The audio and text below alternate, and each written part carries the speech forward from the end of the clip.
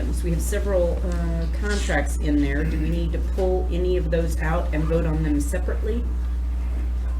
If not, I'd like to pull out the demolition contract.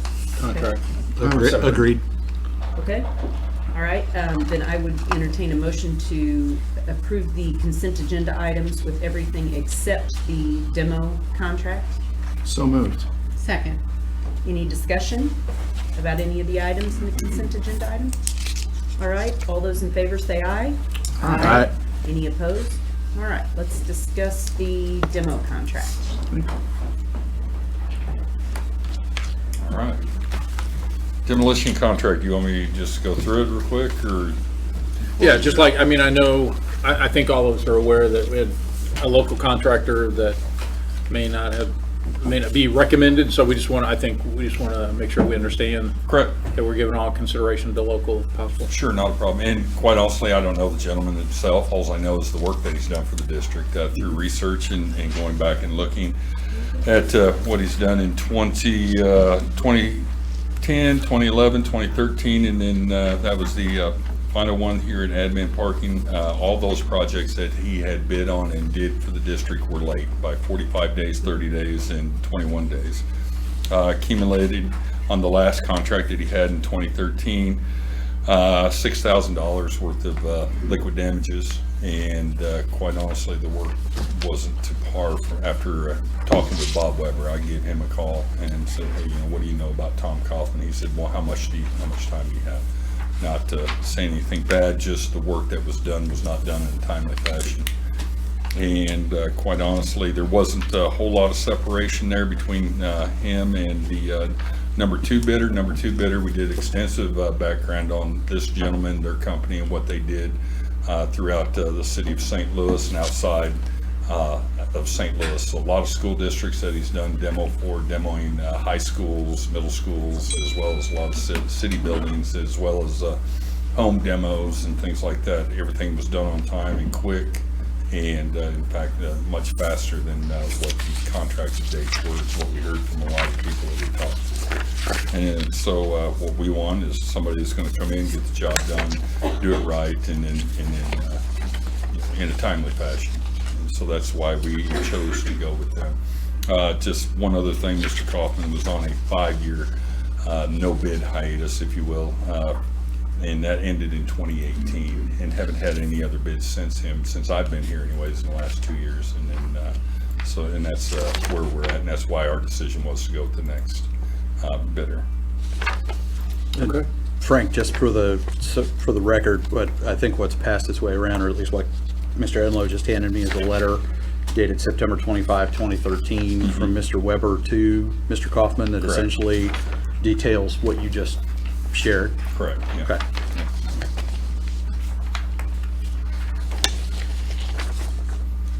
Yeah, I mean, I think we all agree that this project is time sensitive because, I mean, we've all discussed the desire to get this done, if at all possible, before graduation, Yeah. before we had a lot of people there State track around meet.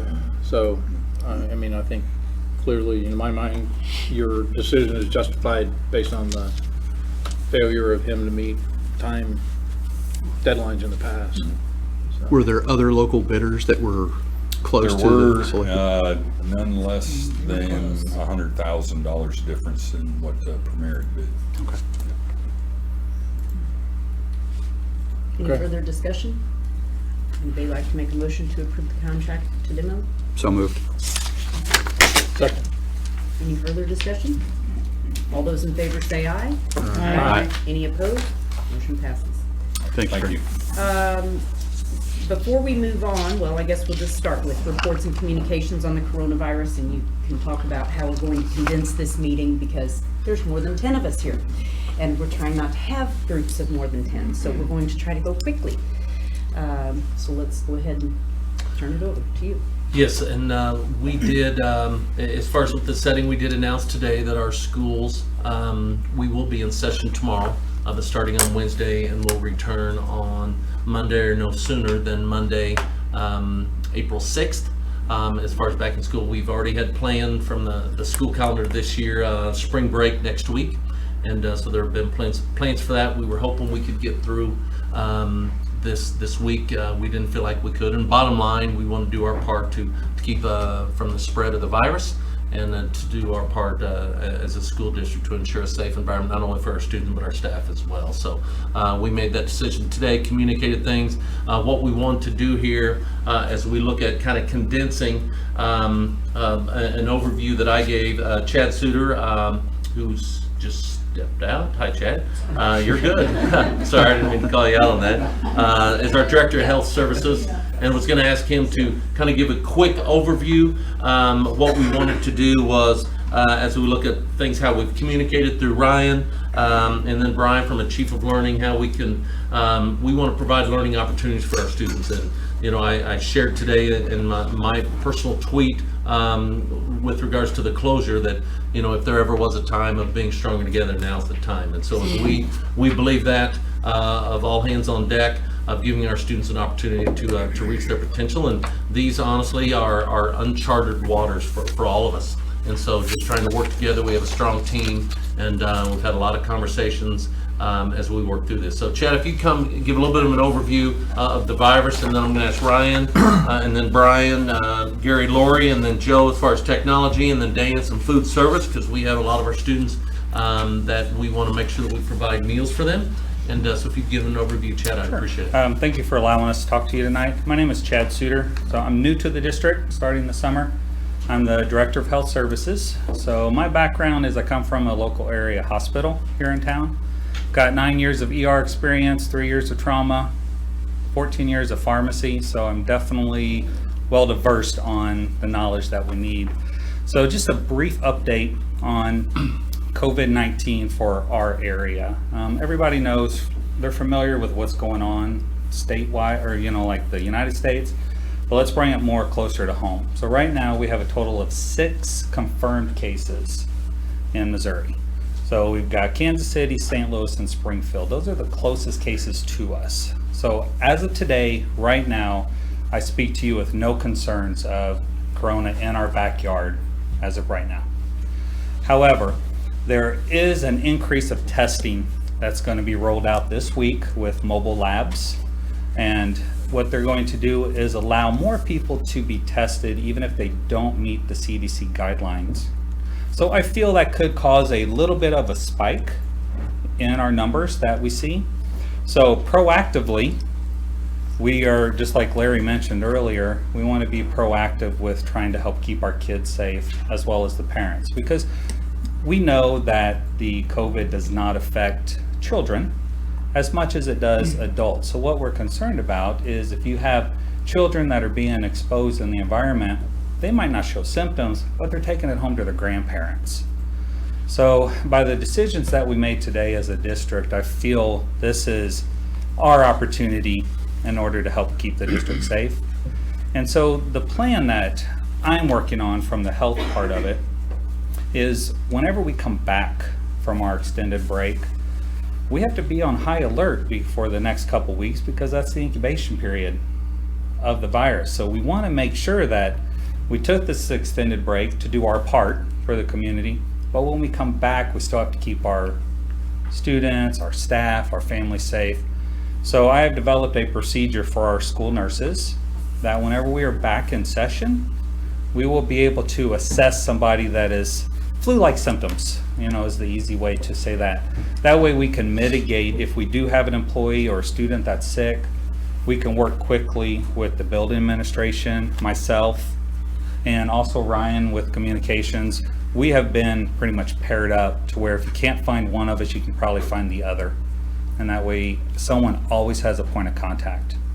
So that's our future plan. We've got our goal now. Our future plan is to still keep everybody safe whenever we're back in session. And that's how we're going to do it, is rapidly assess people that are ill. So thank you. I appreciate it. That's just a real quick overview. I just wanted to touch base with you, and I'll let Ryan come up, or Frank, whoever's next. Any questions for me? I'm sorry. Any questions for me? No, but thank you for all your work. 'Cause I Sure, know yeah, that no, you've I been enjoy it. I working very appreciate, hard. not just because I'm standing here, but I appreciate being a part of this team. So you share it's a with great the team. staff what they need to do while they're gone, like hydrate themselves and stuff, precautionary stuff? Yeah, we have shared, and Ryan will get into communication side of it, but we have shared many resources with our staff and our families, how to keep yourself safe. Of course, it's washing hands. We should be doing that anyway, but a lot of times we don't think about it as we're touching our face, our nose, our ears. But it's one of those things that just trying to bring it forward, just to be careful with it. But yeah, we've done a really good job, I feel, educating our family and our staff, so. Great, Okay. All right. Thank you. Anything Thank you, else I Jay. can answer? Okay. Thank you very much. Appreciate it. thank you. Brian?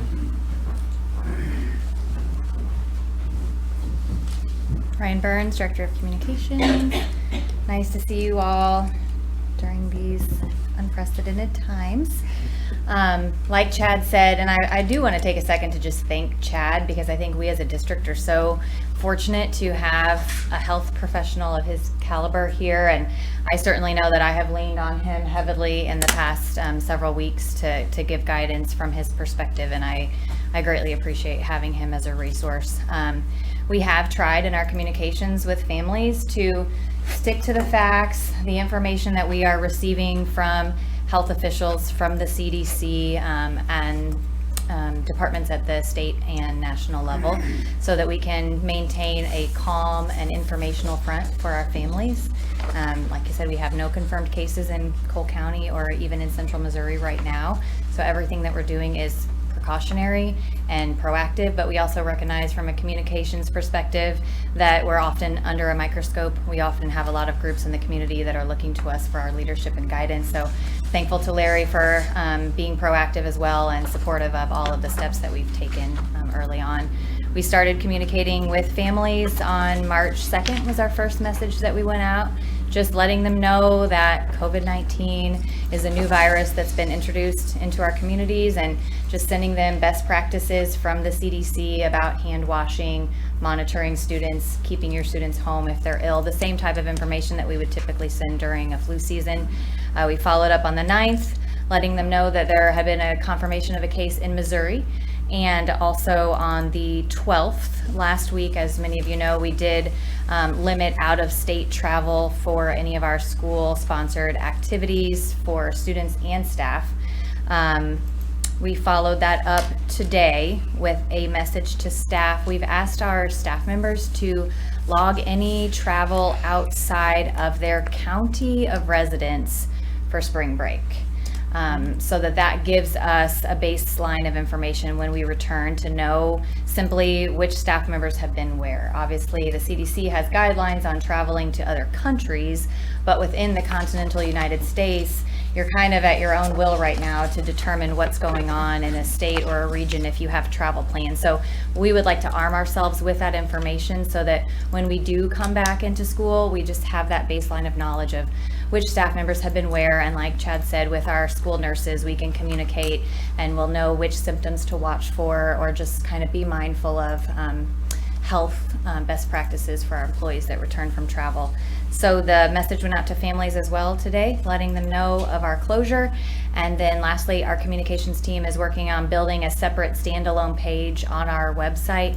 We've been posting the messages to parents there, but looking for more of a library of resources on best practices, a link to all of the local, state, and federal resources for them to go and get information, and FAQs for the district as we advance through that, and just kind of looking for even, I think, eventually a holding place for information from community sites like Boys and Girls Club or the YMCA. When we get information from our community partners, we'll be looking to drive traffic to that website because we don't have the contact information for a lot of members of our community unless they are a parent of one of our students, but we obviously would like to provide that information to our community as a resource to the extent that we can. That is all I have.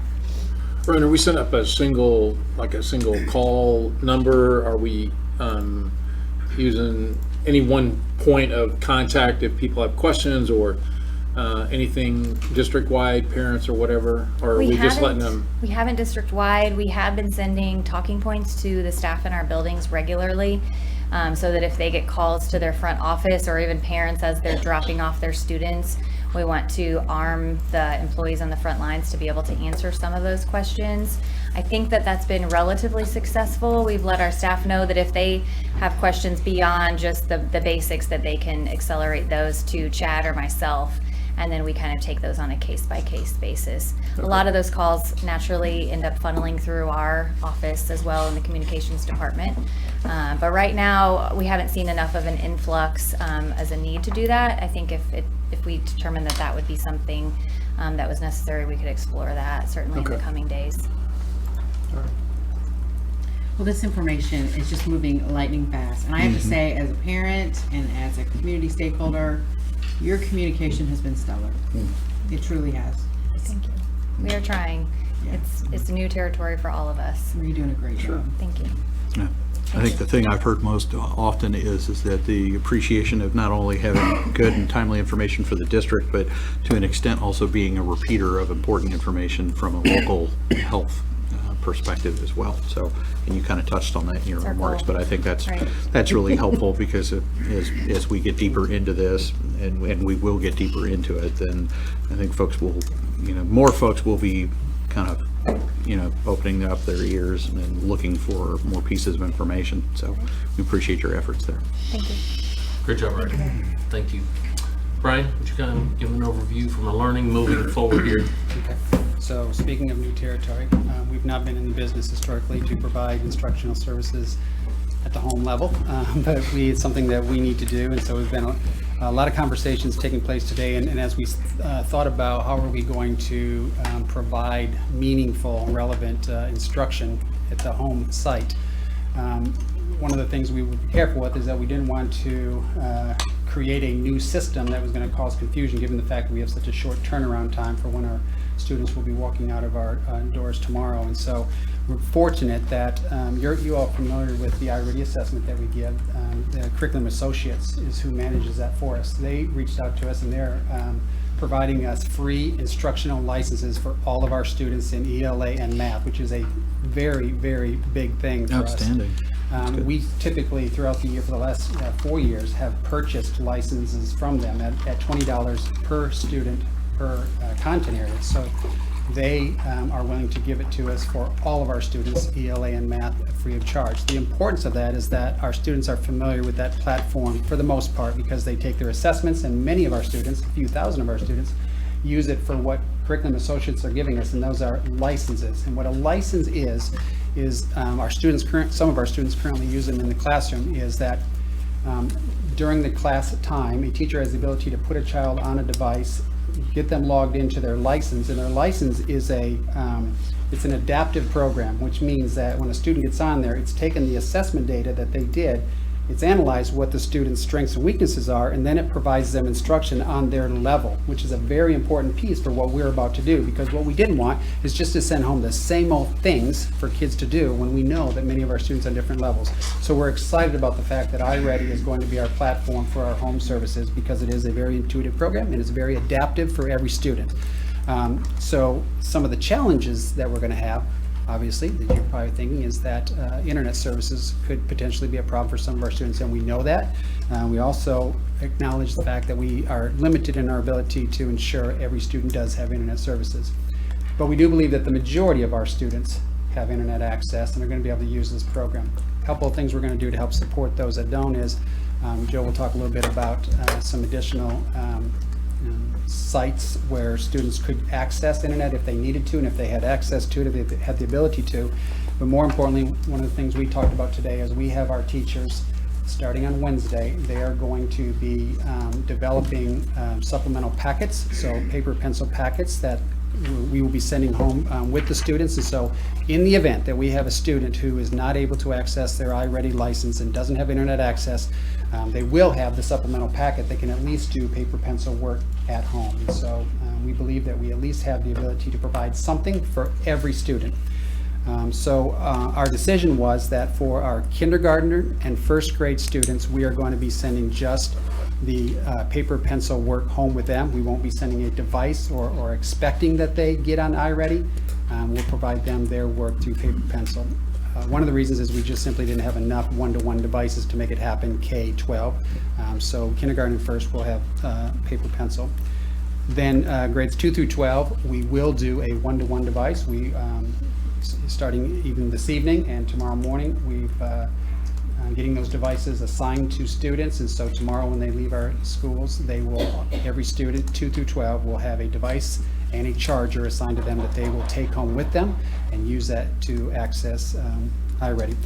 Grades 9-12, even though they are already one-to-one in using devices, grades 9-12, we're going to do some additional work to help support them because iReady goes up to 9th grade. It really doesn't support our high schoolers, so we are working with our teachers to, we are going to use in some cases, there'll be some packet work, some paper pencil work. We're going to use, in some cases, our E2020 program. And then our high school staff are familiar with using Google Classroom. They use it now, and so we're going to access our students at home through Google Classroom, through digitally. So we believe that we have them covered as well. So we believe we have a method in place to help provide instruction. Our teachers are going to be involved through that process and make sure that we're communicating well with our students and answering questions. We're going to use tomorrow to use that as a learning day. So if we do have students who are not familiar with accessing these platforms or using the device, tomorrow our staff are going to engage the students with what to expect when they get into their license, what's it going to look like, how do you log in. They'll walk them all through that, and we'll also, Dawn's office is providing some informational pieces to help at home with parents. And then starting on Wednesday, for any teachers who believe they need help or support to provide support to students, we'll be providing them some support on Wednesday as well, so that they feel comfortable with using the Google Classroom or answering questions about iReady. So we're excited about the possibilities that we have here. I anticipate we'll probably have hiccups and things we'll have to fix and clean up, but I think it's a good plan to start with, and excited about it. So, questions about that process? It's Brian Lindsay. I Yep. just will say that, my kids came home excited about the opportunity to learn from home when they got home today, and I'm just impressed at how quickly you were able to get your team moving and have a plan in place, whether there's hiccups or not. I think, big kudos to your team, so thank you. Thank you. It was a team approach. And we're going to hear from a couple more members of those, Gary and Lori, about what things they have going on at the building levels. Thank So you. those K-1 packets that you're talking about, those will be ready to be sent home with the kids tomorrow? Yes and no, because we asked that our teachers try to have as normal of a day tomorrow, and then what we're going to do is, staff will be in Wednesday and Thursday. We're going to give them time to do the packets and do them right. We didn't want them rushed. We didn't want a bunch of coloring sheets and crosswords. We want relevant Right, material in those right. packets. So we wanted to use Wednesday and Thursday when the kids are not there. They will create those packets, and then we are going to pick them up, and we are going to get those mailed, delivered to the home of the child. Remember, those packets aren't necessary. They don't got to start using those until the Monday after spring break. So we have plenty of time to get the work done and do it right. We want to do it right instead of fast. Right, okay. I have a funding question, and I don't know if it should go to you or Jason, but not just Jeff City, but in all the school districts, are we still going to get DESE funding if they're not in the classroom? How's that working? So it's not 100% guaranteed. We're required by law to go to school for 1,044 hours, and if we miss 8 days, we will fall below the 1,044 hours. So DESE has put out guidance. So this has happened in the past, that bad winters have happened, and it usually the General Assembly comes in and they pass a law that says, well, we'll forgive this many hours, and but with the Senate not being in session, it's hard for them to pass a law. So there's not for sure legal guidance, but DESE's memo said, make the best decision that you need to make, contract your area supervisor and let them know when you're going to be out, and then write a letter to the commissioner asking for forgiveness. And I'm certain it's going to be granted. And if not, we may have to come back and make up some days in June, but I can't believe that's. Well, I was just curious, not just for our district, but, Sure. we all live and breathe on DESE money, Boys and Girls Club included. And we're all paying our people, but are we going to get our money? Yeah. Fair question. Brian, any efforts, information you can share, and apologies if I'm putting the cart before the horse. You mentioned in Dawn's office is sharing a couple of pieces of information or some specifics for families that might need some support.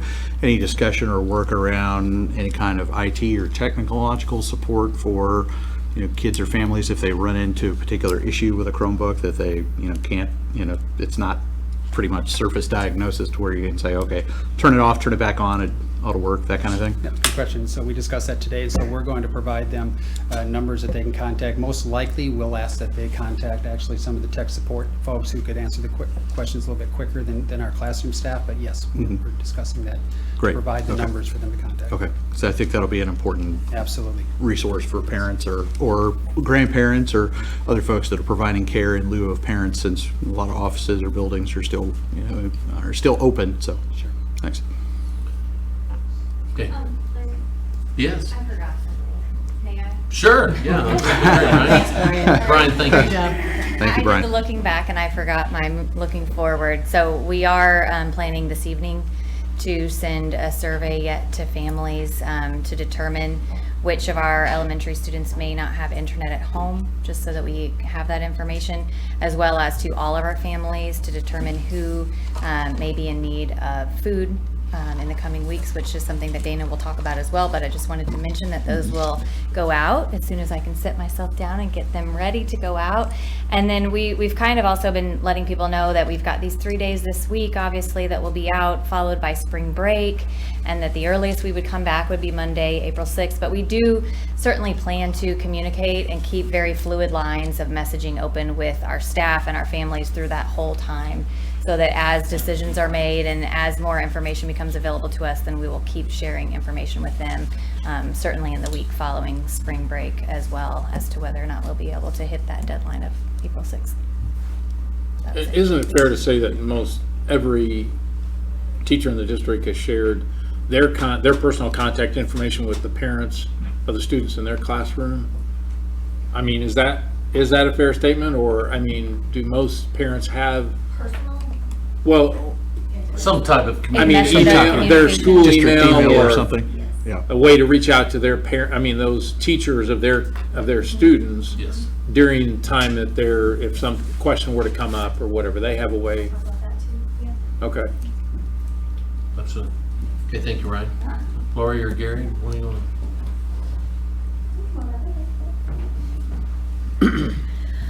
Okay, so we brought in all 12 of our elementary and pre-K principals today. We had a plan kind of outlined, and then they were able to add some really great ideas as well to support our kids. And so, like Brian said, K1 will be taking home some instructional packets and not just worksheets. What I don't want going home is just a bunch of worksheets. I want it to be purposeful and relevant for the kids and continuation of their learning, so that they can stay caught up and still be doing some enjoyable things, reading and writing, literacy-based, math-based.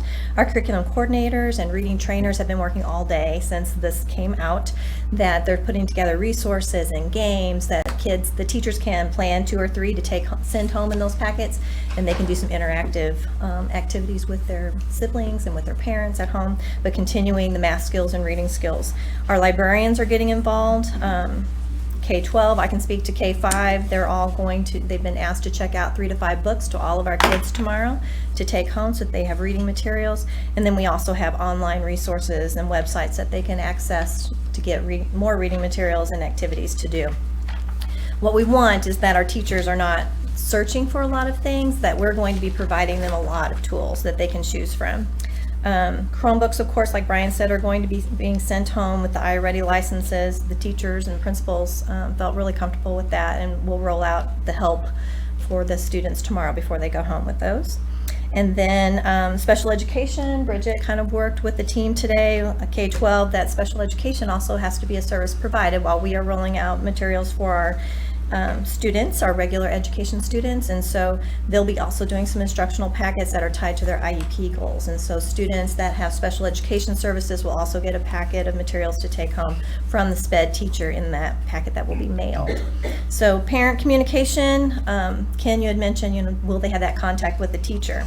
So the week after spring break, teachers are going to be asked to be on call from 9 to 2 each day. So they'll be answering emails, sending out messages. We want our kids to remember we miss them, and just to stay in touch. And so they might be posting some additional educational materials on there, but to ask questions, and then getting that expectation that between 9 and 2 they can expect an answer back. So we feel like we've got that addressed at this point. Good. And then Dana will talk a little bit about food services because our main thing is making sure that our kids are fed each day. So, any questions? That was quick, but Brian had gone over quite a bit of what we had talked about today. Okay. Thank you, Lori. I'll try to not repeat anything, but before we get started, anybody have a senior at Jeff City High School junior? Senior. Okay. We have to give a shout out to our seniors this year. You think about what they've gone through. Right. Start time change, schedule change, construction, and who would have thought COVID-19. So I can only imagine what the seniors were thinking this year. Just in addition to what Brian and Lori shared, 6 through 12, the packets, Google Classroom, at the high school level, we have some seniors who, are they going to graduate or not? So we'll use E2020, our online virtual programming that we use to assign courses to students to give them every opportunity to graduate. And those practices have been in place already since January. Counselors and administrators over at Jeff City High School have been scouring that list weekly, if not daily, making sure that we give every senior, close to being a senior, every opportunity to graduate with their cohort. Cody Bayshore over at Nichols, he's let the sending schools know that obviously we're going to be closed, so they cannot be sending students. Working with JCAC and how to provide programming, many of the similar ways. They're a little more blended with some E2020 classes. We have some students down at Pringer, so making accommodations for those students as well. We're looking into an email that Dawn and I was part of earlier about some USA test prep options to give students options beyond just the traditional coursework for those students who are interested, where they can take advantage of their time at home to prepare for any type of assessments they'll be taking, such as the ACT. On the activities end of things, included in Ryan's communication is effective as of about 12:25 this afternoon. All activities, practice, everything canceled till through April 1st. So there was no practices, no banquets, nothing extracurricular, co-curricular, at least through April 3rd. So. Or 6th through 3rd to Friday and then 6th to Monday. Oh, we said April 3rd, and we have events scheduled on Saturday, April 4th. So we've already had questions already about that, and we said, sit tight, we'll get back to you. Those will likely be rescheduled. Are JCAC students, are they set up with the one-to-one?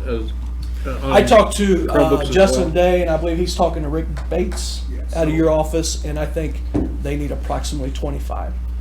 Okay. So they will be. They'll have devices they can take. They had quite a few absentees today, so for all the students who are absent tomorrow who do not have a device assigned to them that they take home, like our middle schools and Pringer and JCAC, for those students who are absent tomorrow, we'll have to have good communication with the families about coming in and getting one so that they can have that as an option. But staff will be at the schools through Friday, through Thursday? Someone will be at the schools Someone will through be at the Friday, school yeah. for them to pick up? Right. Okay.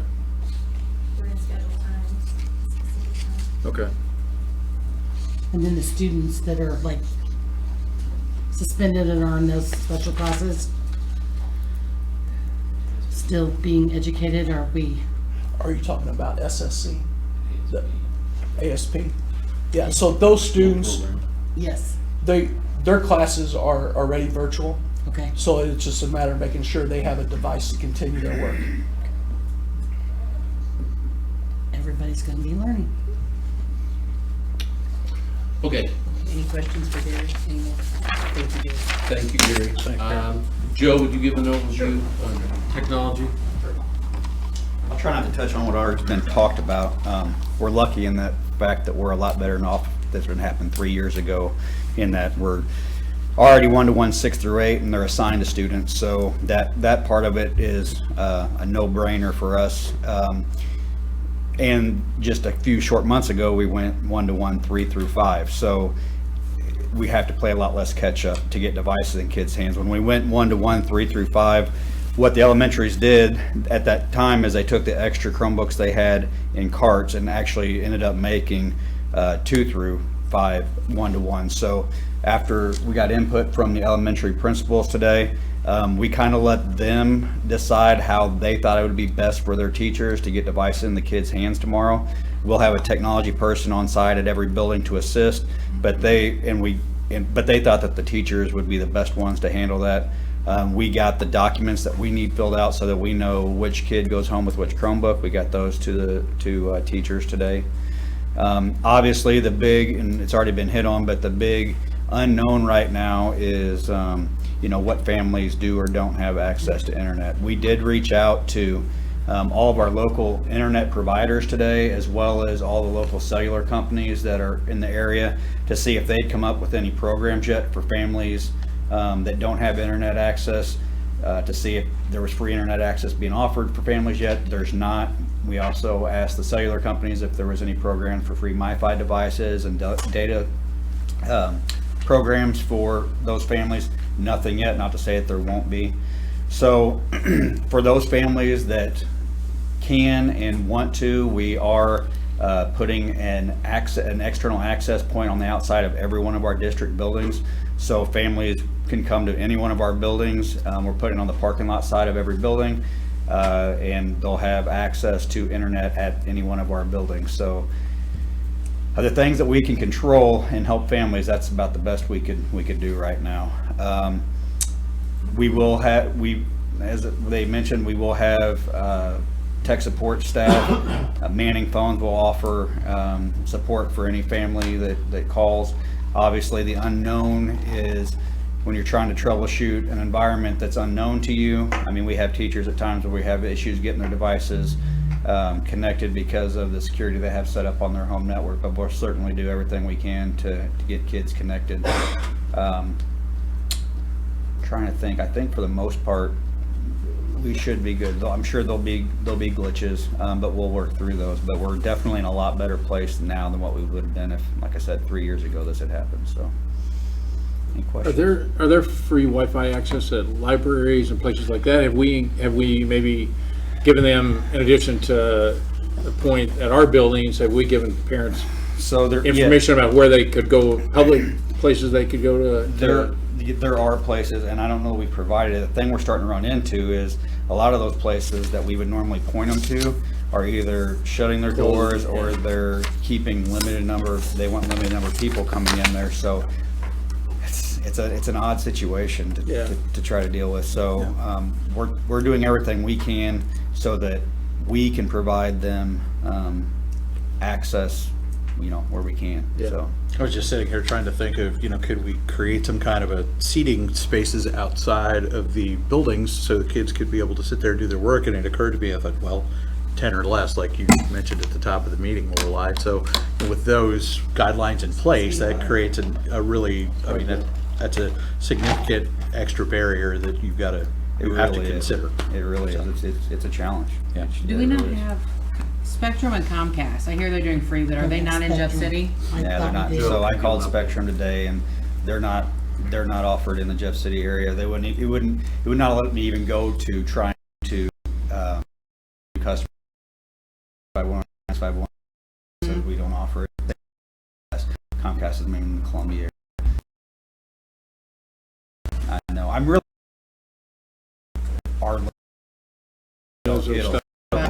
I'm hoping T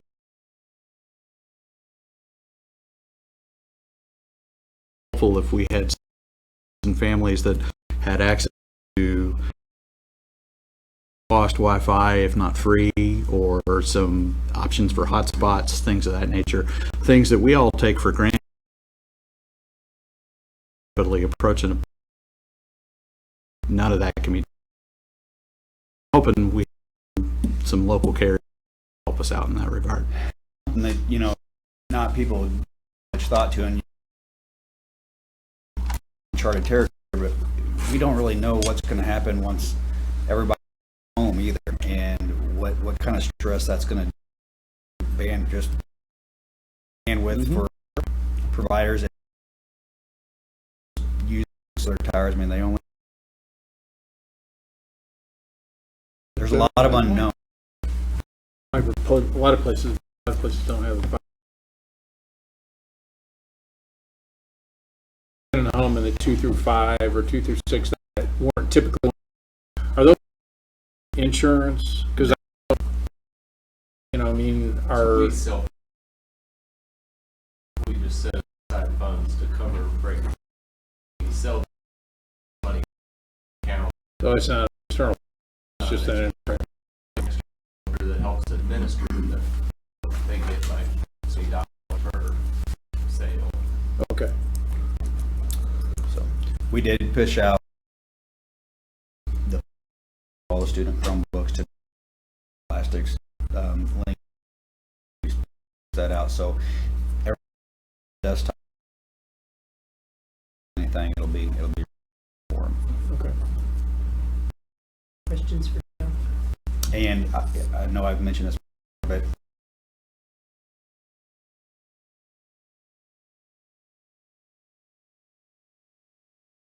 we're limiting what they're able to do on our. Good.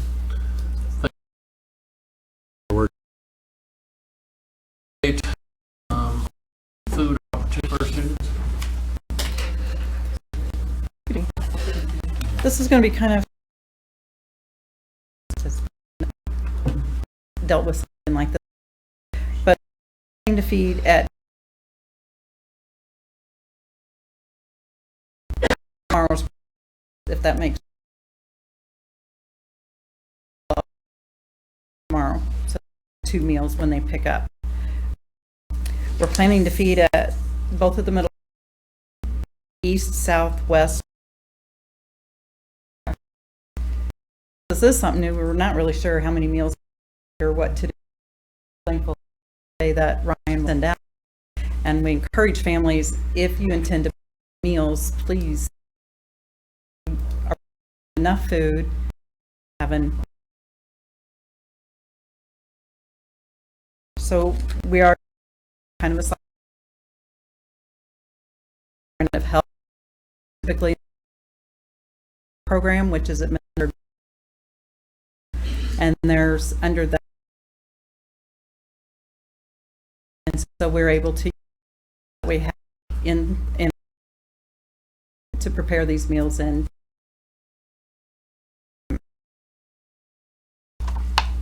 Danny, could you a little bit, so we're normal, so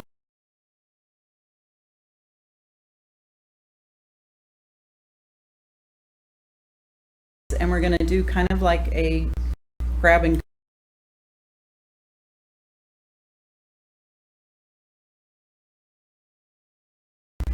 and as people, we can see how many kids will send that many meals. So the card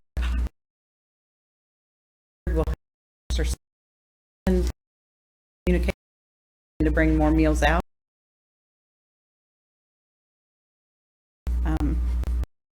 That is our plan. I have a flyer I'm trying to put together where it will designate at each of the buildings to help with the traffic, assuming we have quite a few that will come to pick up.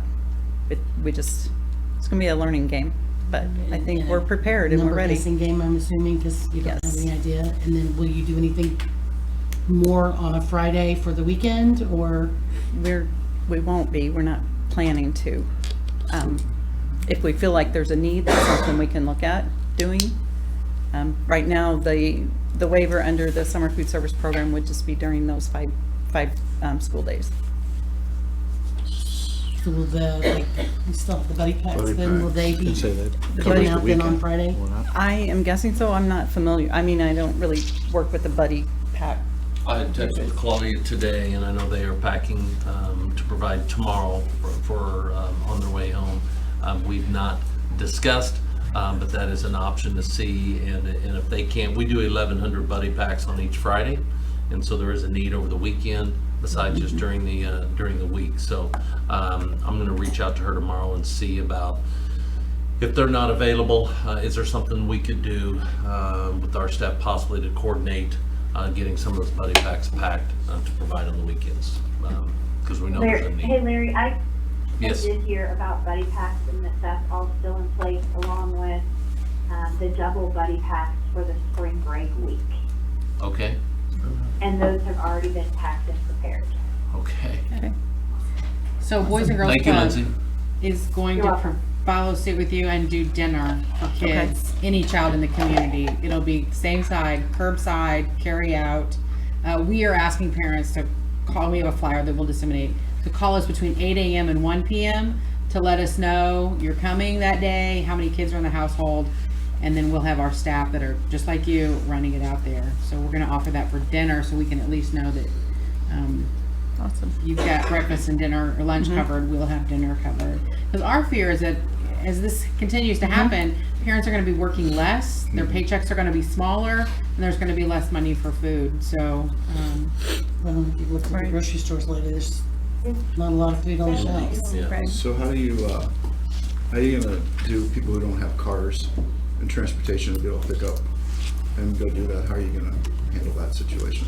We've tried to hit in the community where there might even be walking, they can walk to the schools. I don't know if the city bus is running or, but we are not planning to provide transportation to the homes. That's one of our survey questions about, do you need help with food? But then it's also, can you get to one of these sites? If so, by car, by city bus, or no, I can't. So did we think Depending on about, the results of that, we We will possibly can.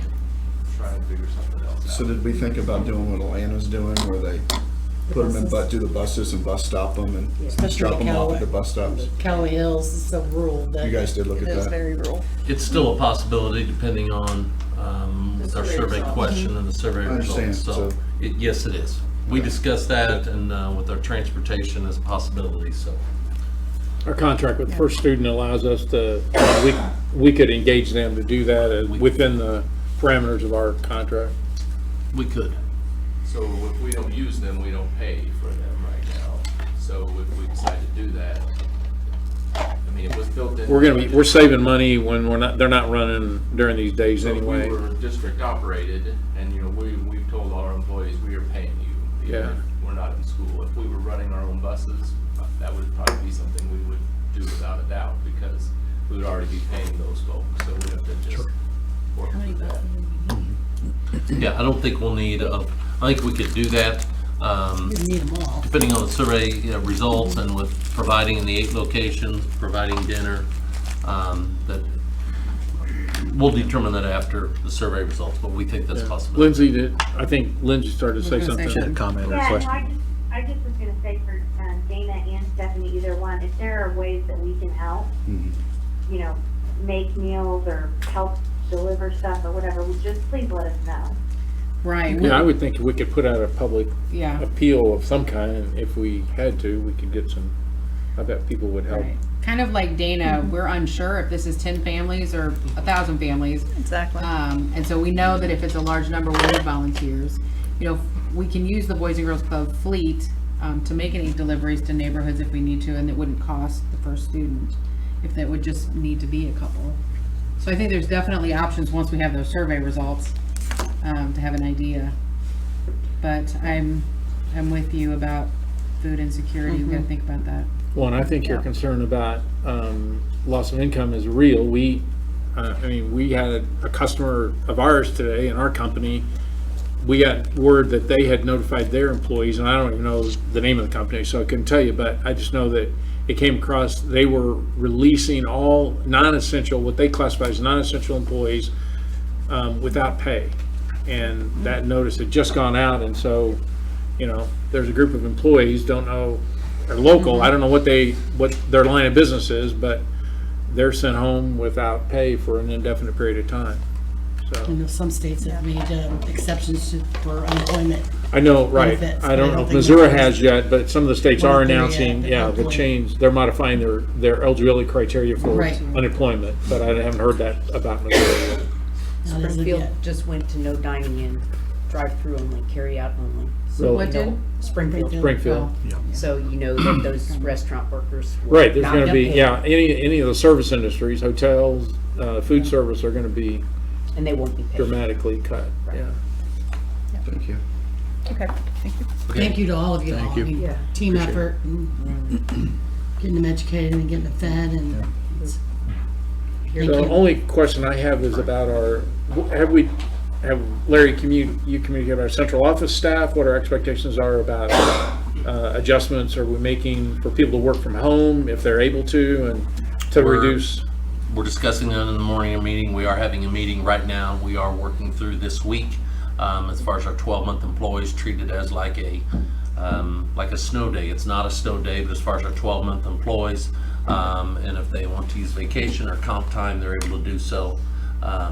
But we will, that is an agenda item in the morning for what arrangements we might make if we went that route. So, Yeah, I would encourage us to do everything we can. I mean, I think, looking at all the information that's out there, it's try to keep as much distance as possible. And, when we do that, you look at any building this size, even with the number of people we have here, anything we can do to allow people to work remote, I think would be justified. absolutely. There's one more we're gonna hear from. Frank? Frank, would you give just come an overview from maintenance and custodial? No. All right, so what we did is once all this started, we engaged our people to do a little additional cleaning. Also had a meeting with the principals and asked for them to speak with their teachers, just more of a team effort so that they could start tackling some of the stuff inside the classrooms with the kids touching the desks and hard surfaces in there.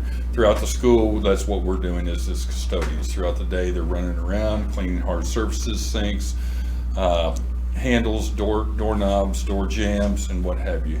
Cafeteria services, elementary pretty much does this at one because they have the time in between food lines and shifts as kids are coming in, cleaning tables off as best they can in the seats and what have you. The middle schools, I spent some time in the middle schools and high school last week, just observing what they're doing and talking with them, seeing what we can do to try to get that done in between shifts and getting those germs gone as well as we could. We went to Hilliard. We are using a hospital grade disinfectant now. A lot more pricey, but for the time being, while we're in flu season and what have you, that's what we're going to use, and then we'll go back to our normal disinfect, which is a good disinfect, by the way, but it's not that high level disinfect. And then during this break, looking forward, what we're going to do is just do deep cleans in the school. We're going to get every nook, cranny, under the desk, under the tables, and things like that, and get prepared for when the kids come back. And then keep that motivation and momentum going when the kids do come back in April, that we make sure that those surfaces are clean and continue to be disinfected. And any any suggestions or anything like that, we're taking them. The key is definitely keeping the people motivated to doing this high level clean. They're so used to just doing their daily routines, and so myself and Ryan have been more visible in the schools, making sure that these things are happening. Right after spring break, with that week off, we're going to get a chance to be able to go out and visit those schools again. Not only visit with our daytime staff, but our evening staff, and really get some hands-on and show them what we want, and not just tell them what we want, and make sure that it's done. Any extra cleaning to be done on the buses? Yes, I'm sorry, I skipped right over that. Yes, the buses are cleaned twice a day after each route, so and noon when they do the early childhood route. But what they have is more of a spray. They go in and they soak the bus, and then what it does is, as it dries, it's a disinfectant. It just sits there and then it dries. And then noon buses, they do the same. And in the evening they have somebody that does that morning, noon, and night, and they go in there and they spray the buses down, and then that disinfect dries and takes care of the germs.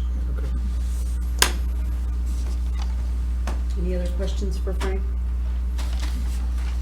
Thank you. Thank you. Thank you, Frank. Thanks, Frank. And like Lori said, thank you, all of you, for working together and making this happen. I appreciate all the work you've done. Could I touch one other wrinkle here? Would like to thank, we have behind here from South Elementary, our artwork from our South Elementary students, so we want to thank them. With the crayons came to the board office, kind of cute. And then on the right side here, or the left from the audience, from West Elementary. So thanks to West and South Elementary art students. So always great to see their work and remind us for why we do what we do, and it's helping our students be successful. So we're excited about that. So. Do you have anything else? Good. Well, I would just, tonight exemplified by our staff, and I just want to thank our staff and our administration going forward. When you go through a challenge of, as we've touched on, uncharted waters, it's great to know that it's something greater than ourselves, and about that it's not about any of us individually, but the greater good, and going through challenges and trials that when we face, we know there's going to be speed bumps, but that we truly are stronger together. So I want to thank our folks, and that it's about our community, and with our students being successful and coming together, rallying together as we go through this together. There's assurances with that, even though at times it's the uncharted waters, but knowing we're in this together. So I want to thank the board, thanks our folks here tonight, and as we communicate with folks along the way that, again, we are in this together. We're excited going forward. So I have confidence that even though the unknowns that we have, that at the end of the day, we can do what's best for our students and our community going forward. So thank you, guys. I saw a great quote today that I thought, I mean, I know this is going to be disruptive for a lot of families, for a lot of, parents and so forth, but the quote that I saw, which I thought was perfect, was, in the end, it's going to be impossible to know if we overreacted or did too much, but it'll be quite apparent if we underreact or do too little. And I thought that was It was spot spoken on. by a superintendent. Exactly. That was- Yeah, exactly. So, I mean, I think, again, appreciate you all and the administrative staff stepping up, because it's no doubt, some people are going to look and say, oh, well, that wasn't necessary to disrupt or take kids out of class that many days. But I think it's pretty clear if you listen to the medical professionals, they're saying don't underestimate or underreact. Absolutely. All right, so the future dates are listed there for everyone to see. Hopefully you can attend some of those events. New business, Jason, let's talk numbers, all your graphs that you like with all those numbers. I know. So excited. So the main thing we're going to do today is talk about the preliminary budget for next year, because we need to issue contracts for teachers and we need to make sure we can afford to give the raises. That's the main part. But my common theme every year, the best thing we can do to make next year's budget accurate is to amend this year's budget to as accurate as possible. So that's our first step. So in June, when we wrote the budget, we were actually looking at having a significant deficit this year, which was planned, but still 23% fund balances.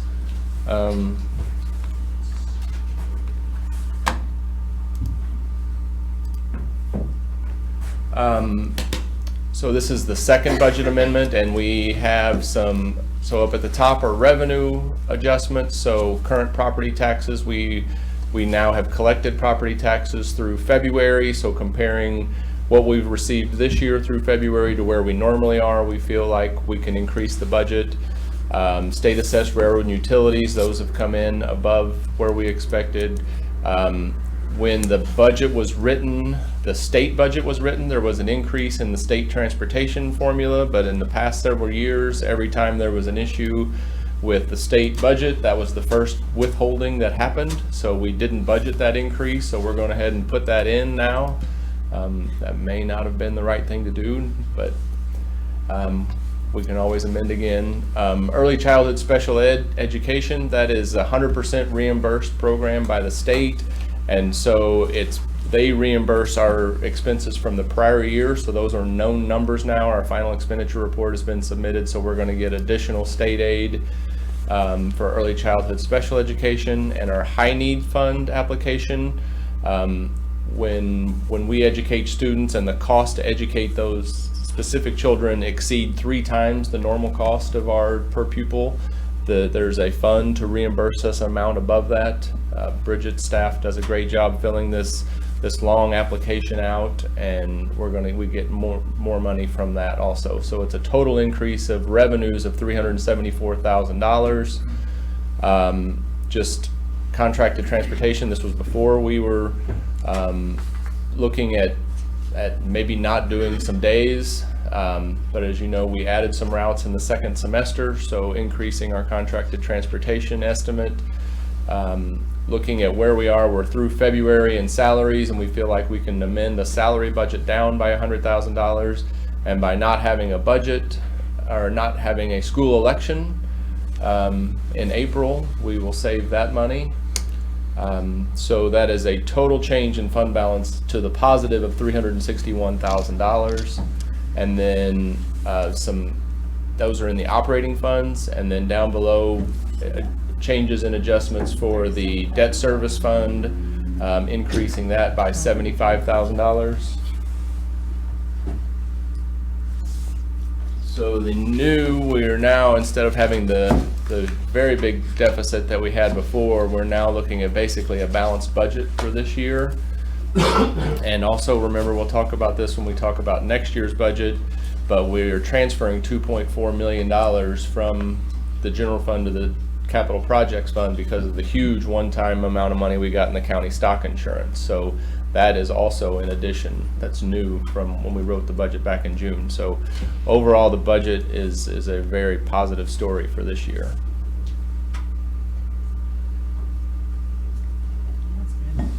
So need a motion to amend this year's budget. Motion, so moved. Motion to amend this year's budget. Second.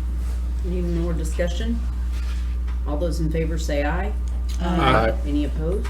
Motion passes. Thank you. So then going into next year, we're still pretty early in the budget process. The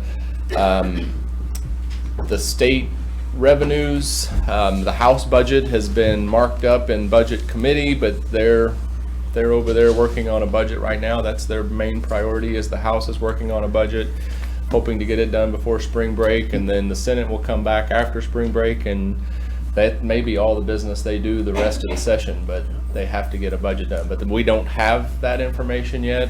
We're still working on hiring for next year, so it's still very early. But we'll go ahead. Sure. So what we do is everything we do for the most part repeats itself year after year. So that's why we amended this year's budget, because we're now going to assume we're going to redo everything again, and then we're going to see what's different. And so next year is a non-reassessment year. So the way local property taxes work, in odd numbered years like this year, 2019-20 is reassessment. So the assessor is supposed to take all the property currently on the books and change the values up or down depending on what market values have done. But in a non-reassessment year, so next year is a non-reassessment year, an even numbered year, 2020 is the tax year. All of the property currently on the books stays at the same value, and the only changes are increases due to new construction or changes to personal property. And so historically, in a non-reassessment year, we see about $12 million increase in our assessed valuation due to those two things. And so that generates $500,000 of new revenue next year. We are in the final phase in of our operating tax levy, and so that's increasing that by 15 cents, which would generate $200,000. $2 million. Yes, thank you, Lorelei.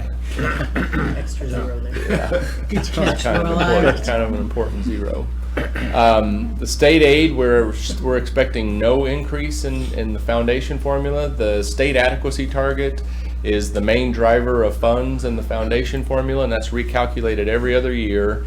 And when they did the recalculation of the state adequacy target, it actually went down this year, but by state law it can't go down. But because it's staying the same, the cost to fully fund the formula next year, DESI's request is $0. It costs $0 for the state to fully fund the formula, $0 more dollars. So the only way you get more money from the foundation formula is if you have more students. So we're evaluating that, and we may have some more students that we can claim. But as of right now, we're saying we're not going to get any more state aid next year than what we got this year. State transportation aid, DESI's philosophy when they made their request, we're about $200 million underfunded in the transportation formula. And so since it doesn't cost any money to fund the foundation formula, DESI said, well, give us $65 million in the transportation formula. And if we do that over 3 or 4 years, we'll get to full funding in the transportation formula. The governor's budget had $10 million of an increase, so that's a formula reimbursing us on costs. So as our costs go up, that's not going to make any ground on their underfunding. So the original House budget doesn't have more than the 10 million either, so not super hopeful that we're going to get that. There was some discussion in the Senate of maybe adding some money for transportation, so that's something we'll be watching. Proposition C is a statewide sales tax. When I was doing this 2 weeks ago, I felt like the state's economy was pretty good. It seems pretty silly right today saying that. So we may need to watch that and adjust it down. But based on the amount per pupil we get and knowing how many students we have, we were expecting $250,000 more in Prop C revenue. Insurance recovery, this is what's changing from what we got this year to next year. I hope to not get tornado money next year, and you'll see an offsetting reduction in expenses. And this is the immediate recovery after of us getting Simonson boarded up and a temporary roof put on it and debris removed. And so that's not reimbursement for the value of Simonson. That is just our operations of getting things taken care of. So we hope not to get that money, and we hope not to have that expense. No change in interest income. We may need to look at reductions in that line for next year. And then that big amount of county stock insurance, it's still a guess. I've talked to the lobbyist for the Department of Revenue. They still won't give me information because it's so taxpayer specific of who's paying this revenue. But he told me that there were some one-time things that happened and not to expect to get that same amount, which was more information than I've gotten in my 14 years trying to figure that silly thing out. So overall, we're expecting to get $900,000 less next year than what we got this year. But we had those two really big oddball things, so overall it's fine. So then going to the expenditure side, the first thing that we want to make sure that we can do every year is make sure that we can give the step increases for our certified staff. And so that is what we're doing right now. So the top line, we have 790 teachers, librarians, and counselors. Their step is $729. That and their education movement equals about 1.8%. So giving that same 1.8% for all groups of employees has a cost of $1,056,000. As you add salary, we have PSRS peers, Medicare and Social Security, so the total cost to operate the salary schedule is just over $1.2 million. So that's the first thing we want to make sure that we can do. And then carrying that forward, we again are expecting no change in health insurance. We have had on here since 2013 that no increases to PSRS and peers. This is the rate increase. So the actual cost of the PSRS, the contribution rate is 10.5% on both sides, but due to the unfunded liability, rose to 11.5. It rose by 0.5% a year up to 14.5%, and that stopped in 2013. I leave that on there because it's always a possibility, and it's become an even bigger policy potential in future years due to the recent market sell-offs. But the contribution rate has been set for next year, and it isn't going up next year, but something we need to make sure we keep in mind. So we're keeping track of what's different next year than this year, and so this $1.2 million is all of our existing staff moving down a step and over on the salary schedule. But some of our people are going to retire, and they're down here on this bottom right corner, the more expensive side, and they're being replaced at the top left. And that happens enough times that it's $300,000 to $400,000 every year in savings that we can expect. We did this last year, so we already have a 1.8% increase built in for nutrition, custodial, and paras, but due to the minimum wage going up to $12 an hour being phased in over several years, we are above minimum wage, and we're above minimum wage for a reason, and we want to stay that way. So recommending we put $175,000 total into those three schedules to keep that starting pay above that, and then adding on the fringes on top of that gets it to about $200,000. Recommending we need to add 2 FTEs, one at each middle school and the special education department. There's the big reduction to the tornado recovery. We're adding 6 certified FTEs at Capital City High School as we phase in juniors next year. As we bring on more activities and more use of the building, we are currently understaffed at Capital City in custodial. So we need at least 3 more custodians as we bring on new services and everything at Capital City. So another $500,000 as a placeholder right now. The 15% increase in transportation is $555,000. So we took the school election off this year. We need to add it back in next year in case we have an election. And then a 10% increase in energy. So all of those costs mean we're going to spend $1.5 million more next year than what we're spending this year.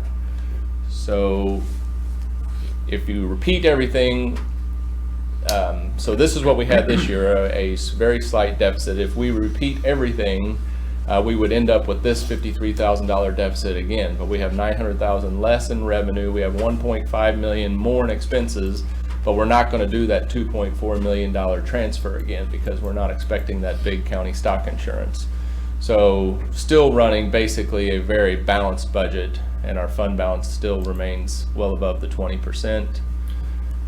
Go one more, Dana. Oh, back one. So then that was the operating and debt. So then we have a debt service fund. We're in the process of building up that balance as we increased our debt payments. We need to get our fund balances up, so we're expecting that to build. We've built up our capital projects balance over the years, and we have significant amount of projects happening in this next year in capital projects. So we're going to spend some of that balance down, but it's still at a nice balance. And so the final slide, my favorite slide, all of those numbers that we just talked about are here in blue to get to the 24%, but if everything's repeating itself, we have to make sure that if it repeats itself year after year with certain changes, we can still afford that. And so making adjustments for 2% increases in a reassessment year, 1.1 in a non-reassessment year, slight increases in Prop C, showing some increases in other local, that would be interest income. Because the state adequacy, no change in county, because the state adequacy target is a 2-year calculation, we also know we're not going to get any more state aid in the second year out either. So showing no change in state aid for 2 years, and then showing some increases in state aid, nothing in federal. So those are conservative estimates in revenues. This is giving steps. So 1.8% is our step raise, but then we have retirement, so that's about 1.5%, no change in health insurance, changes in other benefits, and then a 10% increase. So you can see we still are running deficits, but we're above our 20% fund balance. So still basically 4 years out, we're still 22% with a 20% goal. So feeling these are conservative, and we're still very early, but feel confident we can give the raises, hire the staff that were on that list that were recommended. Jason, how long before the drop in crude futures, how long before we see that in our budget? As far as oil prices, as far as diesel fuel? Right. So we're watching it, and we could have probably made a budget amendment down in diesel fuel now, but we're seeing a little bit higher electricity costs, so the wash between the two are about the same so far, but we are seeing a little bit lower diesel. It is certainly lower than what we were expecting it to be. Mm-hmm. Have we looked any more into the energy credit? That I know at one time you talked about there were some options possibly for us to do some investment in energy savings that would recoup right over a period of time. Do longer term projects and pay for those projects with the future energy savings, and it is, and we've received proposals, and it's just not made it to the top of the list. We're looking at those being part of projects of summer of 21 at this time. Okay. But it is something we're still considering and hoping to have part of our plan. Okay. Move to approve the fiscal 2021 year preliminary budget as proposed. Second. Any discussion? All those in favor say aye. Aye. Any opposed? Motion passes. Thanks, Jason. Thank you, Jason. Thank you, Jason. Thank you, Mr. Hoffman.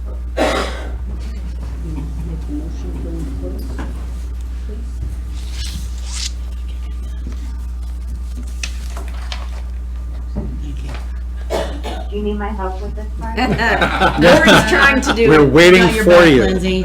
Lori's got it. Okay. Motion to suspend open to enter into the closed meeting by roll call vote pursuant to Chapter 610.021 of the revised statutes of Missouri, Sections 1, legal actions, causes of action or litigation involving a public governmental body. 2, leasing, purchase, or sale of real estate. 3, hiring, firing, disciplining, of promoting or particular employees. 13, individually identifiable personnel records. And 14, records which are protected from disclosure by law. Second. Second that? Okay.